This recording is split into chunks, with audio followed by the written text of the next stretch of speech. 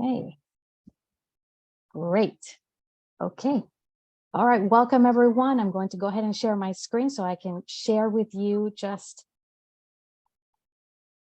a few. Okay, if it'll let me, hold on. There we go. Okay, perfect. Hopefully everyone can see my screen. If not, let me know, Brianne, if you don't mind. Yes, we can see it. Thank you. Okay, so welcome everyone to this month's LatinXfactor webinar series celebrating National Entrepreneurship Week.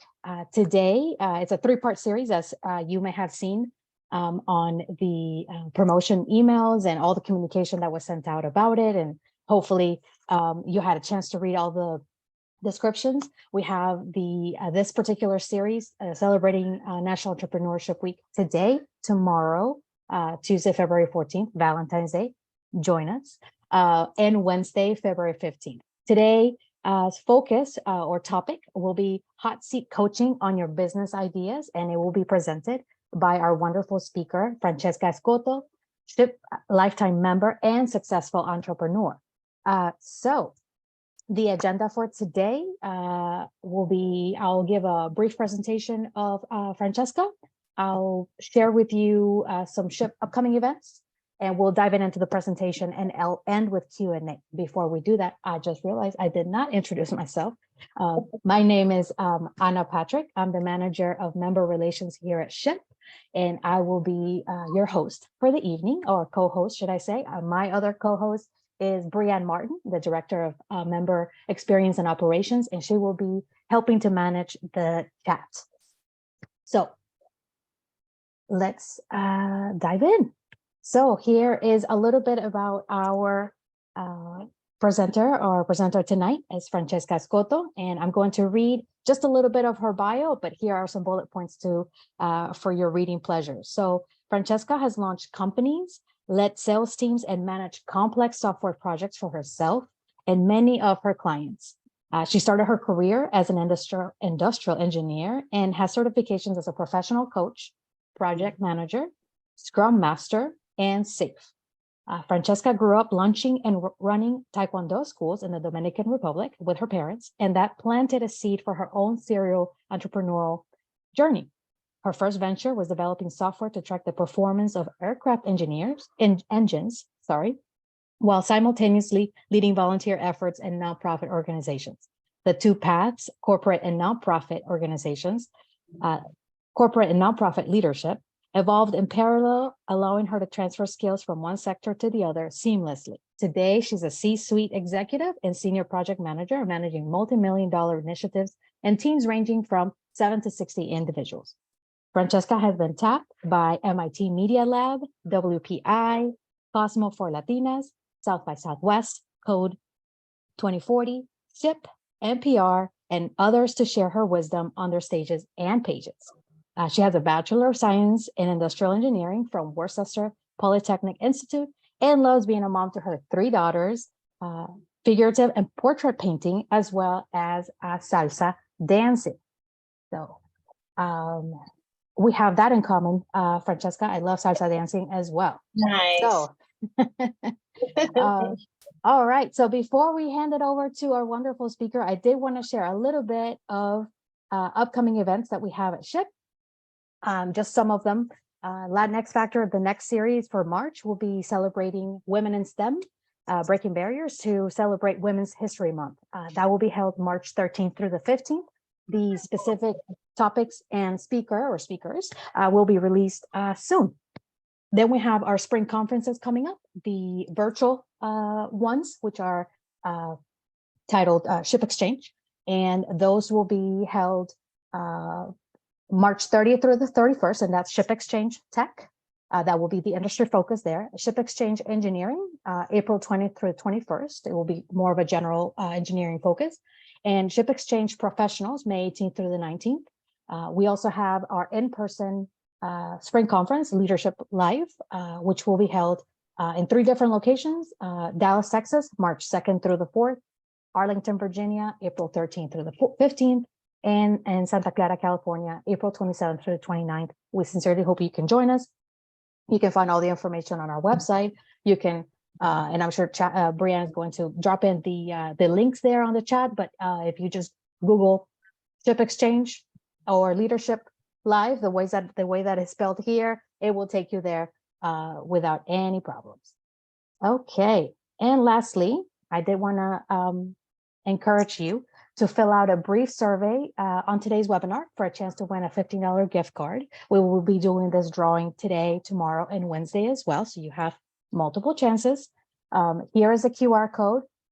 I will share it at the end of the webinar if you need it, but if you want to take a quick screenshot of it or take a quick pic of it, and that way you have it ready to go for at the end of the meeting when you get a chance to fill out your thoughts. It'll help us tremendously as we continue to improve upon these webinars, not only in today's topic, but future topics that you may want to see.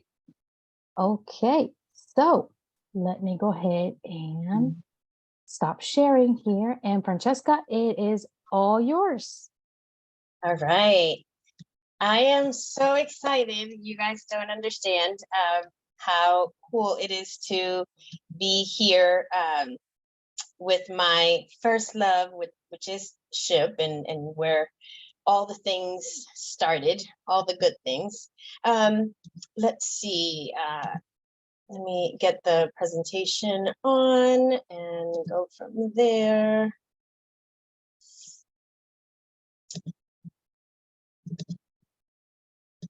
Okay, so thank you so much for that introduction. You covered all the I don't know, resume things, but let me tell you about SHIP and why I'm here and how exciting it is to be part of what you guys are doing right now.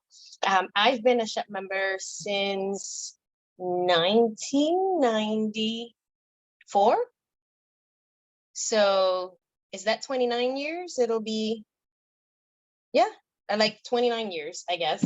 And I am very proud of what the organization has done, how far the organization has come in that time frame. I've been part of the leadership at different levels at different times.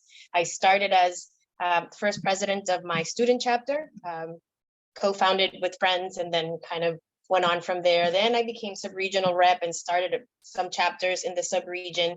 I guess that's the entrepreneur in me already doing the starting thing. Then I went on to the professional side. I helped establish some 2 professional chapters. They didn't take off so well, so I'm not sure that was my strong suit, but you know, more stuff that I did. I sat on the national board of directors as the national student representative. That position has shifted and kind of grown over the years, but that was my role back then. I sat on the board again as founder of Region 7, what we know as Region 7 today. And I've been on the organization, different committees. I was a consultant for SHIP at one point, doing entrepreneurship and technology innovation programming through a Google grant that I secured. So I've been in probably your seat somehow in some way. So I hope that we can relate to each other as we're going through this presentation. Like I said, I love the organization, very excited about what SHIP could do and could contribute to the entrepreneurship ecosystem in the United States for Latinos and just for diversifying the innovation economy in general. So always glad to contribute to this topic.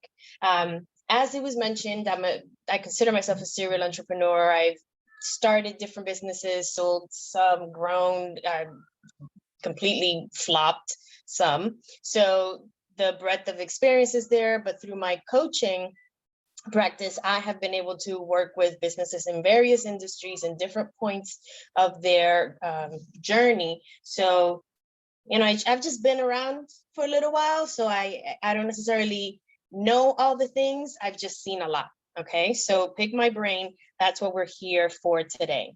I want to kind of give you an overview of how we're gonna spend our time together, so that you can prepare accordingly and, you know, just have your questions ready. My cat, y'all, is very needy right now. So I'm going to be doing this. He'll come up to me and I'll put him down, and we'll just do that a few times until he gets the idea. I'm going to cover some material. I wanted to keep today very focused on what it takes to go from idea to prototype, right? Like, how do you get out of your head? So there's not a lot of content, all right? It's going to be a very short presentation, but I really, really, really want people who are here to take the opportunity of being on the hot seat and allowing me to just coach you through whatever part of the process you're either stuck on or unsure about or questioning how to move to the next level, okay? So there will be a little bit of content, and then I intentionally made a lot of time available to make it about you and make it actionable so that you can take very practical pieces of information that you can actually move upon as soon as we finish here. So with that said, let us get started. Yay! So exciting. So let's start with this question. As you know, you probably have heard statistics if you've done research in this area. Businesses that start have a 50-50 chance of succeeding past year 5. Okay, so why do you think businesses fail in those first 5 years? And I don't know if people can speak, if they can be unmuted to participate, or yes, if Francesca, everyone can unmute themselves if they'd like, or turn your camera on, people, and participate. Drop it in the chat if that's easier. You could do chat, you can speak. I like interaction, so and this is just kind of a little practice so that you get comfy and you can ask more questions later. Come on, people. Yes, they don't do their due diligence, so they don't research the industry. They do not have enough capital. They are not focused. All right, I'm gonna write these down, Jeremy. All right, so you're saying research The capital. industry. Yep. What was the other one? Loss of interest or focus. Okay. Other thoughts? You can be unlucky, or you Unlucky. can have That's interesting. not enough like consumer interest, if that makes sense. Consumer interest, yes. Good input, everyone. Appreciate y'all joining the conversation.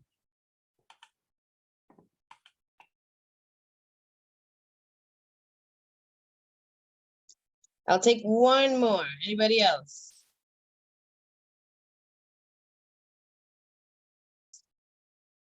Okay, so the number one reason, if this, there we go. It's inadequate product market fit. Number one reason. And it's the number one reason by a lot. It's about, I'm gonna say, like 60%. It might read differently, like, you know, when you look at statistics, it could be like marketing efforts. In some cases, they call it, like this lady just said, consumer interest. It can sound differently, but ultimately what it's leading to is product market fit being inadequate.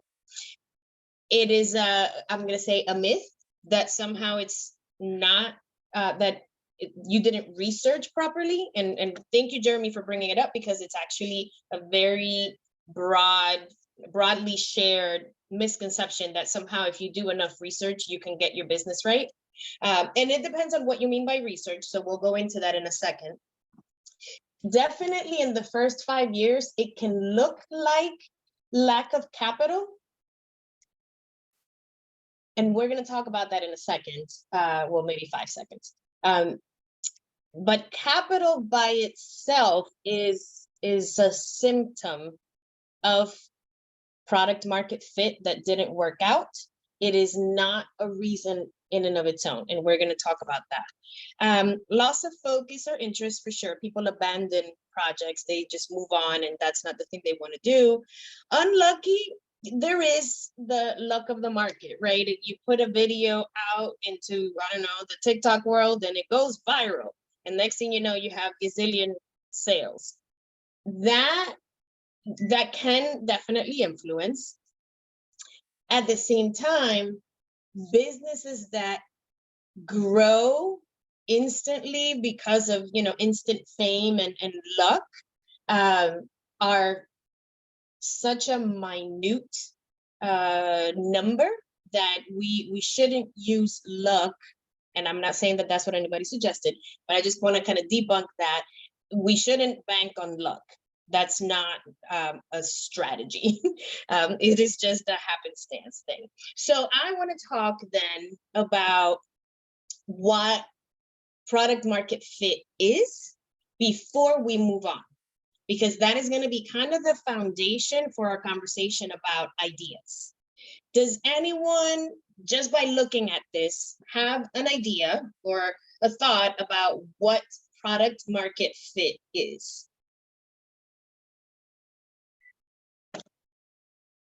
Maybe like a luxury grocery store in a like poor or like a less affluential area. Mm-hmm.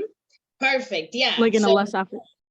Yeah, that's a really good example. So you have a high-end retail experience in a low-end market, right? So the product doesn't fit that market. Other examples. That was really good, Jennifer. Thank you.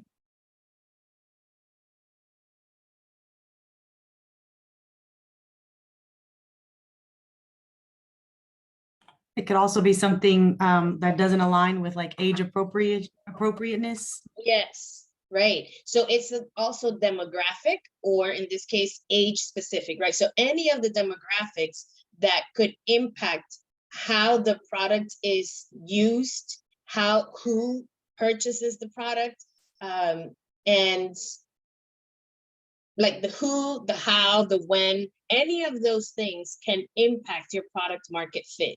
It can be something as simple as, or obvious, like what Jennifer was saying, where you have a high-end product in a low-end marketplace. But what if it was a high-end product for a high-end clientele, but it's the wrong gender, or it's the wrong age, or it's the correct household, you're in the right family, but now you're marketing to the parent when it's actually the child that's making a decision, or you're marketing to the parent when it's really the teacher who is making a decision. So those are some examples. It can also be that the product, there's something about the delivery of your product to the client that somehow doesn't make sense. They want something instant, and your process requires that they wait 5 days. They want something packaged in a certain way that they can gift, and you don't package it in that way. You give it to them in another type of packaging, which is environmentally friendly, but it just so happens this audience doesn't care about environmental friendliness. They care about something else, right? So any of those variations, they seem so subtle, right? And at times what I find is entrepreneurs getting angry with the audience they choose. Like, oh, they don't understand how good this new box is for the environment. It's like, well, you didn't tell them, right? What they don't know about what you're doing is not their fault. It's actually on the entrepreneur, on the visionary, to bring that out into the world and to make sure that whether it's through educational campaigns or whatever the process might be, that you bridge that gap between where that potential client is and what your product offers them, okay? And there's a whole lot of things that you have to do in the process to get there. Unfortunately, that's not what we're covering today. We can certainly get into that at other points in time. But that is the intricacies of getting that feedback from your client is where the money is made. Okay. So then there are no bad ideas. Okay. There are no bad ideas. There's only bad executions. So when people come to me and they're like, well, how do I know if this is a good idea? Then, well, I won't know until you try. It takes that conversation with an audience for you to really get feedback from someone as to whether or not what you are thinking of is something they value. It is always the market that will tell you if the idea is viable or not. And there is usually a market for an idea. When I think of Crocs, for example, I would tell you that it was a terrible idea to not only create Crocs. I mean, Crocs are hideous, but then to put gadgets on them, right? Like that is a whole industry, and somebody made a lot of money making these little things that you put into the Croc holes, right? Who would have thought that that was a good business idea? Nobody.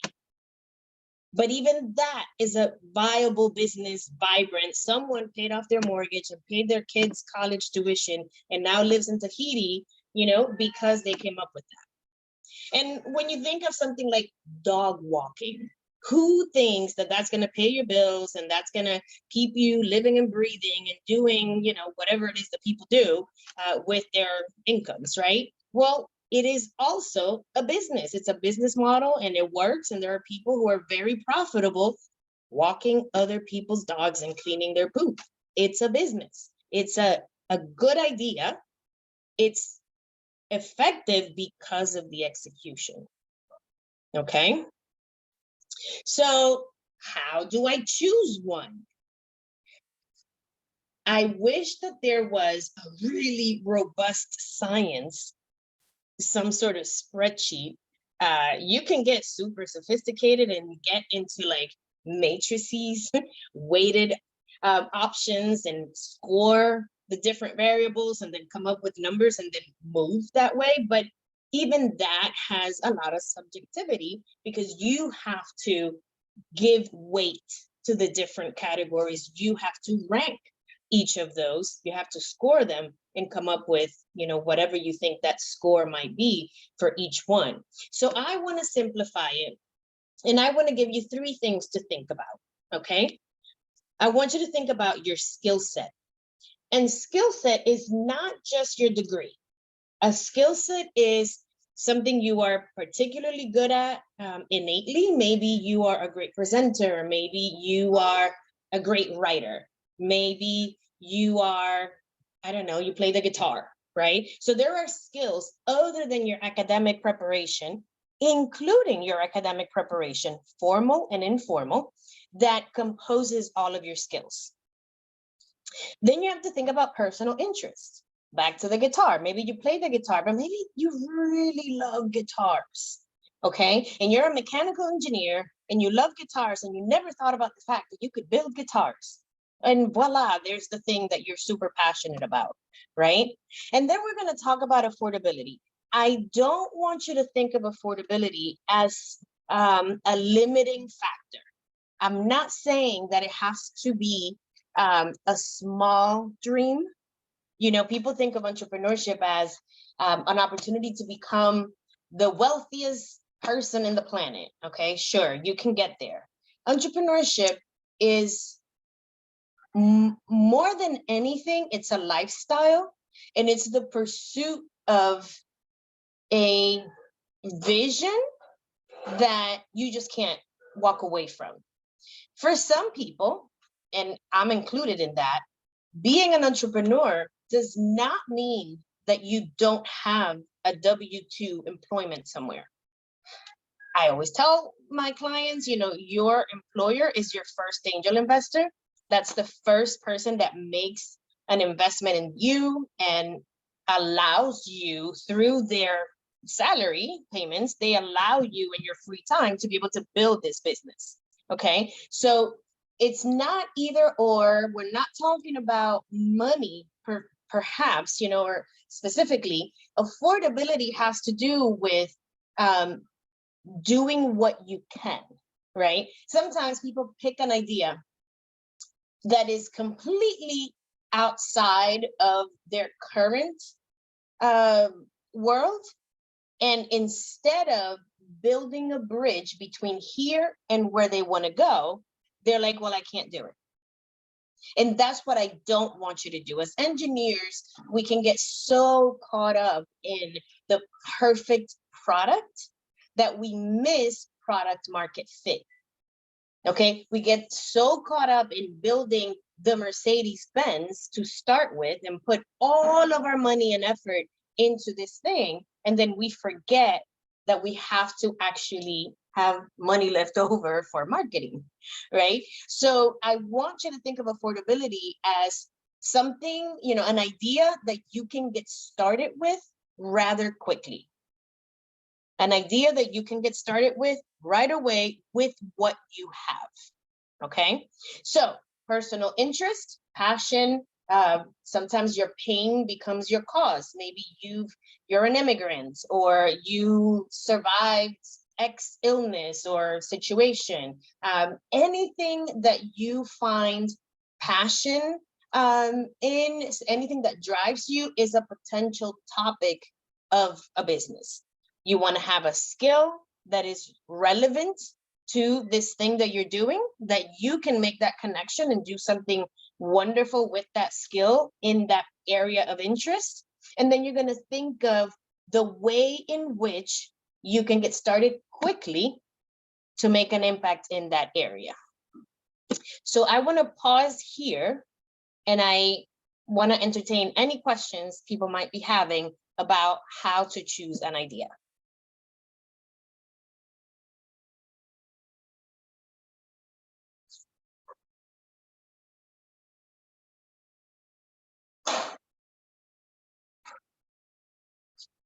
Okay, we're gonna keep going. If you hear a lot of background noises, because it's dinner time in my house and people are going about business in the kitchen.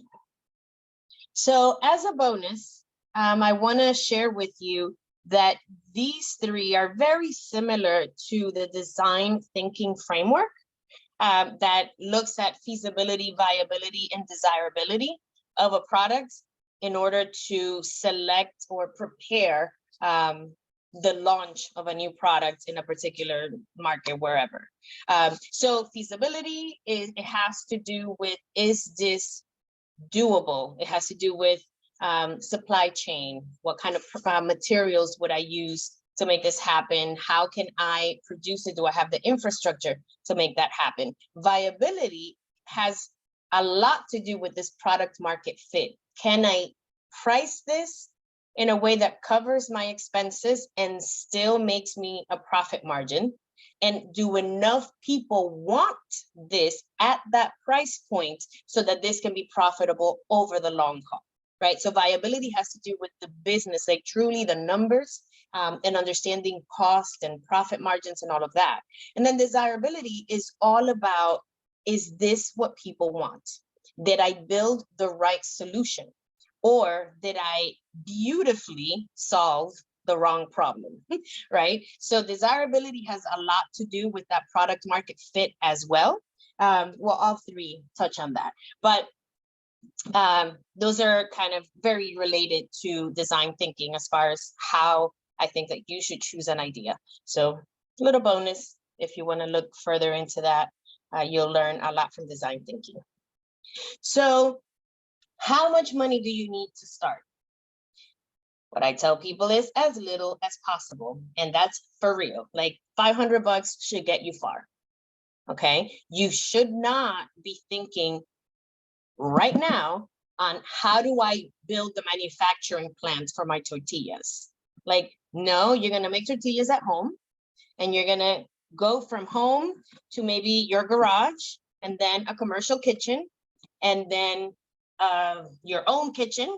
And then you're going to go into a manufacturing plant where you're actually doing, you know, whatever it is that you're wanting to do. So you should start with what you have. This goes back to affordability. Don't set goals for yourself that are so far out that you don't have a way of getting from here to there, okay? The immediate goal should be a small step. It should be an increment, not like leaps and bounds. So start with as little as possible.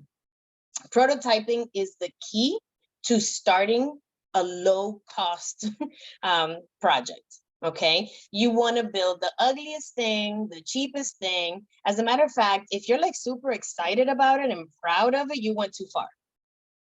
Okay, it should be super simple. It should be very rudimentary. And why do you think I advise people to go in this direction? Why should prototyping be so simple?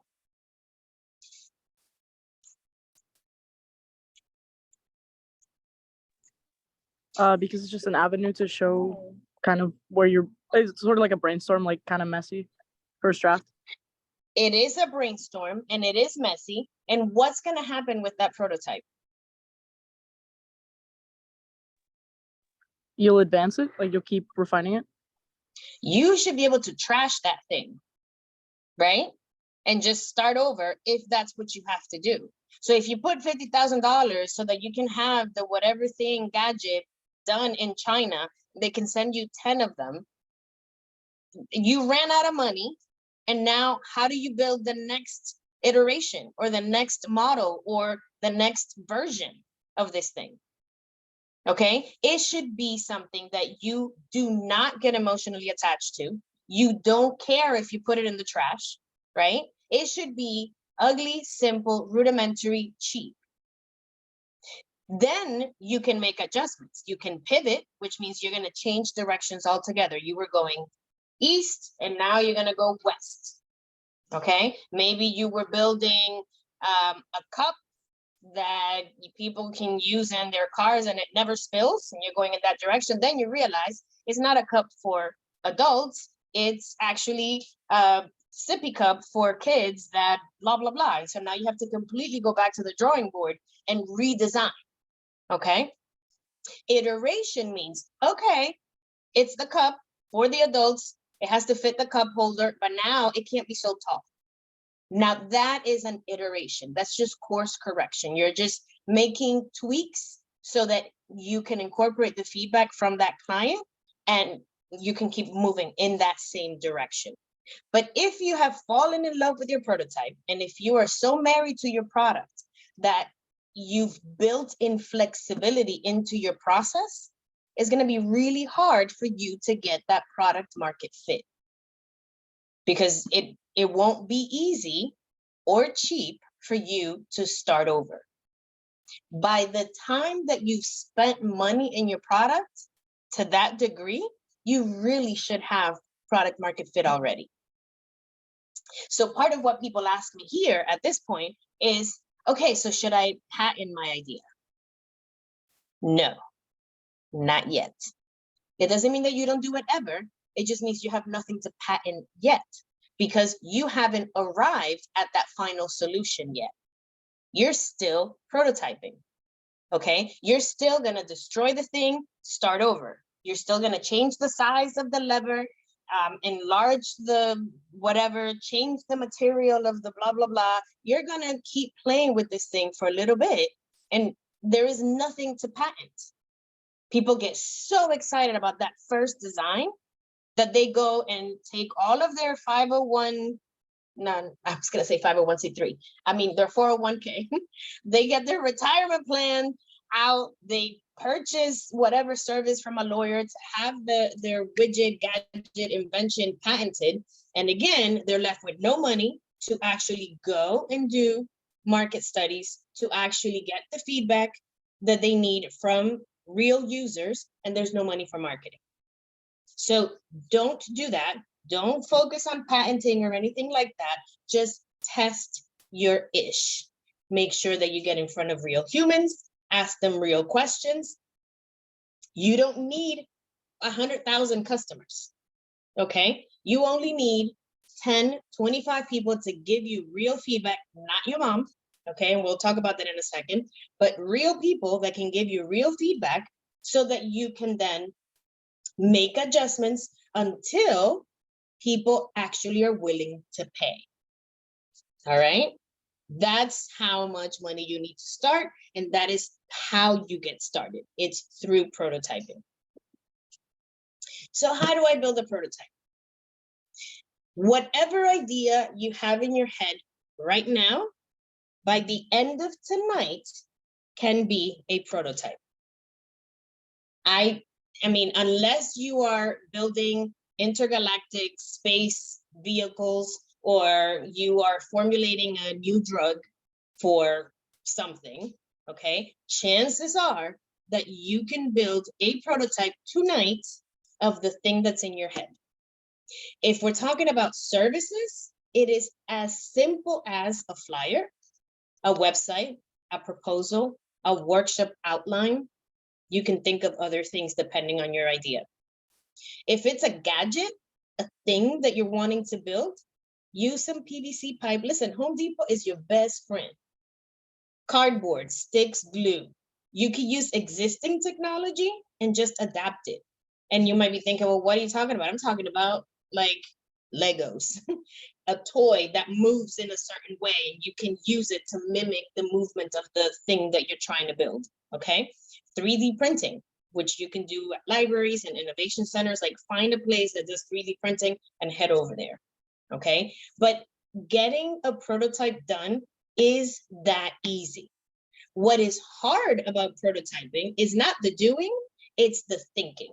It's getting out of your head, and it's getting past the fear of doing it wrong, of it not being good enough. Nobody's gonna like it. They're gonna think I'm crazy. This Frankenstein looking thing is ugly and people are gonna laugh. That is really what you have to get over. You have to get over yourself in order to turn that idea into a prototype. So don't let fear stop you. Get started. Do the thing. Go from the thing that's in your head to paper or to gadget, and put that in front of people. So when do you need money, right? Because everyone's like, I need capital, I need money, I need investors. Well, if all you have is an idea and a really ugly prototype, you don't need an investor. That's not what you need next, okay? Because the only times you're needing money like desperately at the beginning is because you're spending more than you're earning, and you're burning through your capital with, you know, your savings, your salary, whatever, which means you're not selling, right? And which means you haven't found product market fit, which means you shouldn't go for an investor because you haven't found a solution to the problem yet, right? Or you don't have enough money for marketing. Maybe you have a product market fit and people like the thing, but you are not marketing to enough humans to get the demand that you need in order to start making money off of this idea or this potential business. The other reason why you would need money is because you're growing so fast that you can't keep up. That is when you get money. That is when you get an investor. And before you get an investor, you get a loan. Because if you have that kind of demand and you can show the bank, listen, I've been open for a year. I now have orders for 300 gadgets. They've paid. Here's the money in the bank. I need to go buy supplies to satisfy those sales. Can you please front me the money with a loan that I can pay back over 5 years? That's the time when you go and get outside capital. Is when you're needing to match your demand and you have to build infrastructure, whether that's operations, you need to hire people, you know, whatever that might be. But before that, it's usually that you're not ready. You're going too fast in the wrong direction, and money is only gonna bail you out. It's not gonna make you money, right? So based on that, the question then still remains, how do I know if it's a good idea? Like, how do I take that leap? How do I go and try to get those clients? Like, how do I know this is the one? Well, there it is. Well, because customers pay for your prototype, period. This is not that your sister says it's a great idea and it looks great.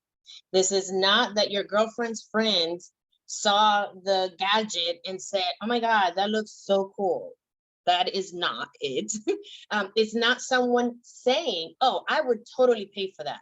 No, it's someone actually paid for it. Okay, because remember, you're going to keep refining that prototype until it becomes sellable.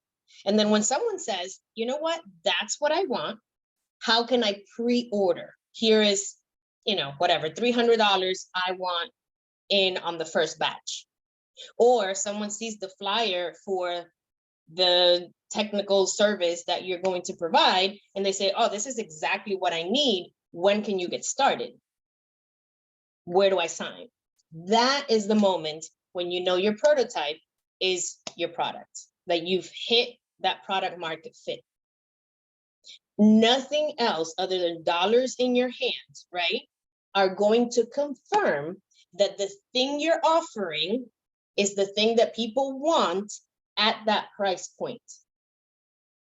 Okay, so anything outside of dollars on hand is perhaps validation, but it's not confirmation.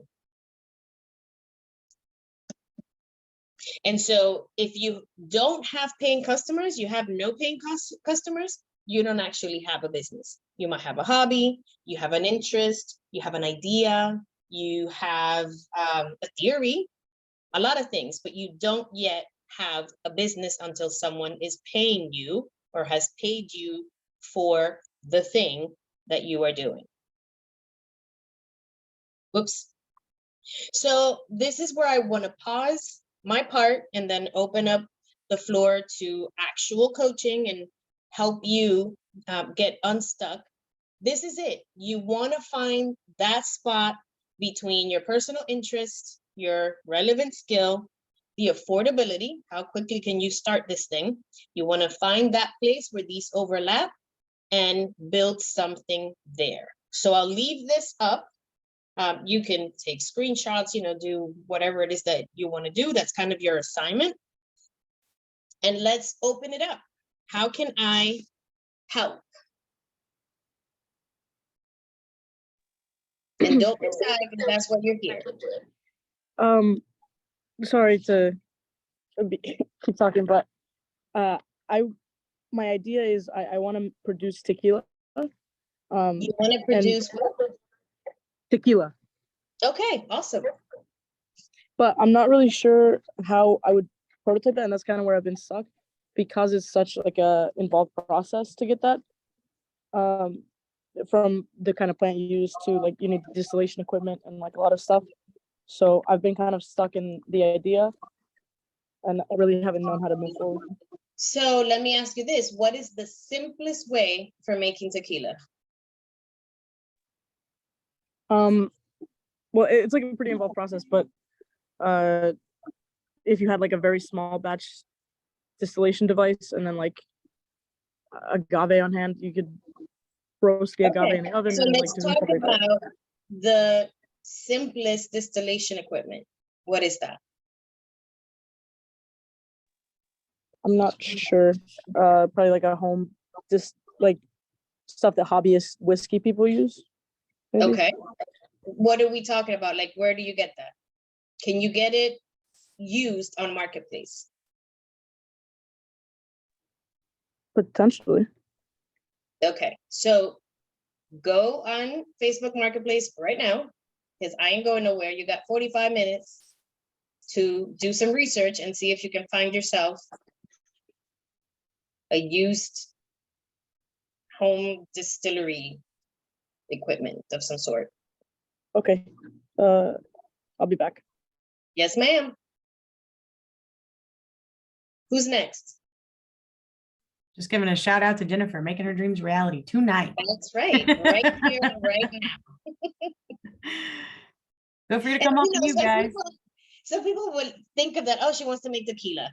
That, my friends, is chemical engineering. So do not think for a second that your discipline, the thing that you've been studying and swimming in is somehow irrelevant. Sometimes parents will be like, I paid for engineering school and now she's gonna go make tequila. Yeah, that's okay. That's how companies are born. That's how brands are made. And that is how enterprises are built, is with that kind of idea. So sorry, I went off. Go ahead, Brianne. Oh, no, I love it. That's what I'm just saying. Like, good for her. Like I said, and I'm also Googling, can you make home tequila? Like, how do you make it?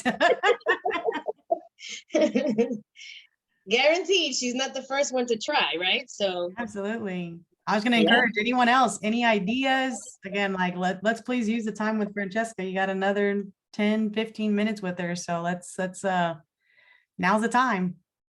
Mm-hmm.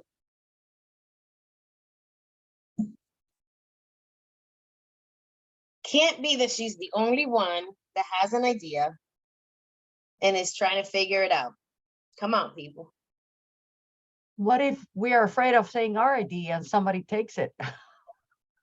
That's a good point, Anna. And let me jump on that one, because the Latin American paranoia, I don't even know, gene that we carry often prevents us from actually getting the help we need to move things forward.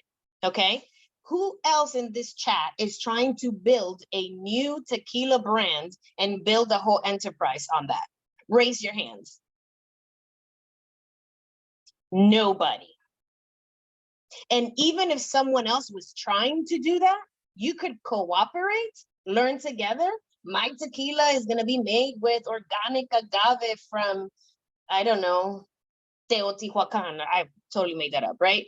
And then this other person is like, oh no, my tequila is going to be blue and it's going to be cheap and it's going to be for like college students, party it up. Woohoo! Totally different products. So I have an idea. Go ahead, Anna. And not that I want to be an entrepreneur. You never know. You know the fat of those fluffy beds that kind of hug your dog and you put in their crate or in. So, I get tired of cleaning those beds because they occupy a lot of space in the washing machine and drying machine and whatever. I wanna do like a cover that is waterproof, that will protect it, and the only thing I have to do is take it off and wash the cover, not the bed. Okay. The only thing is I need a sewing machine and then be a little bit. So scrap the sewing machine. What else could you use if you don't use a sewing machine? No, by hand. I can do it by hand, but it's also researching the type of clothes that would be waterproof and also will give the same feel of that furry bed. And so you could actually, I happen to be an expert in non-sewing. So there's tape adhesives that you can iron on. Oh, that's right. Yeah. And so you could use that, right? Just iron this thing, glue, use Velcro on the other side. Yeah. And now you got yourself a little pet duvet cover, right? And you did it with $12.99. Oh, that's a good idea. Thank you, Francesca. You're welcome. I only wanted to do it for me only because it's so annoying getting to wash those beds. Listen, if you don't build a business, that's fine. But if you solve your own problem, that's the start.